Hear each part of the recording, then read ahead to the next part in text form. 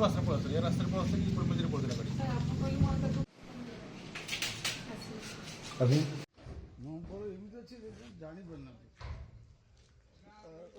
समस्त को नमस्कार। आपण देखुं वर्तमान बाजपुर थाना अंचल रे गोटे गोरु गाड़ी जो इलीगल ट्रांसपोर्ट करथिला जेतरे एनिमल क्रुएल्टी भी बहुत देखा जाउथिला आ इलीगली नेउथिले से बड़ा 16 चकिया गाड़ी धराई से 35 गोरु थे 35 गोरु थे वर्तमान उद्धार कराई संदर्भ में जो ट्रक आप देखते ट्रक को सीज कराई आउ दुईटा लोक जो गाड़ी थे गोटे ड्राइवर और गोटे हेल्पर ताको वर्तमान गिरफ रखाई इंटरव्यूशन चली आम वर्तमान जस्ट आधा घंटा हो बर्तमान आम फोकस करुँ कि गोरु कौटू लोड है कि लोड कला या गोरु कौटू जाऊला या ऑर्गेनाइज्ड नेटवर्क किए लोक अच्छा किए फाइनेंशियल ट्रांजैक्शन करमती या फाइनेंशियली सिस्टम द्वारा मेंटेन कराऊँ आप देखिए वर्तमान भद्रक पुलिस द्वारा गोटे मस है आम ये ड्राइव चलाऊँ गोरु गाड़ी विरुद्ध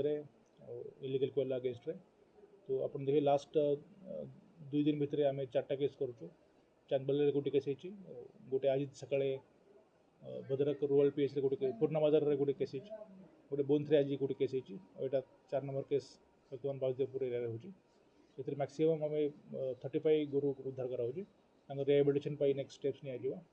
प्लस ता छड़ा एथिरे गोटे भल कथा अच्छी कि इनफॉरमेशन जो आमको लोक देउछंती सामान्य लोक मैंने जो इनफॉरमेशन देउछंती हेल्पलाइन नंबर आम पब्लिश करूँ से नंबर को बहुत लोक मैंने विश्वास धरिकी खबर देउछंती जो फल कि आम जो इनफॉरमेशन अच्छी से कार्यानुष्ठान करने आमको सुजोग मिलूँ तो मुझे बहुत जो लोक मैंने फोन कर नाम नेबी ना कि जो आमको हेल्प कर बहुत धन्यवाद दूँ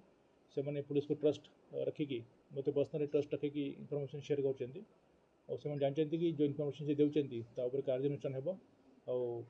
ना कौटी पब्लिश हे ना सेफ्टी सिक्योरिटी रहिबो तो डेफिनेटली एटा गोटे भल जिनस तो लोकंर विश्वास पुलिस बहुत बड़ सामर्थ्य लोक विश्वास जिते आम बढ़ो से आम आहरी आगे बढ़ी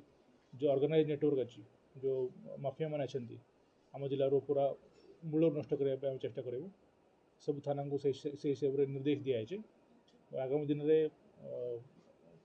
गोरु गाड़ी स्मगलिंग कोल स्मगलिंग से विषय में पुलिस कार्यानुष्ठान बहुत स्ट्रंग कड़ाकड़ी कर जो माफिया मैंने अच्छा विरुद्ध स्पेशल कैंपेन चल।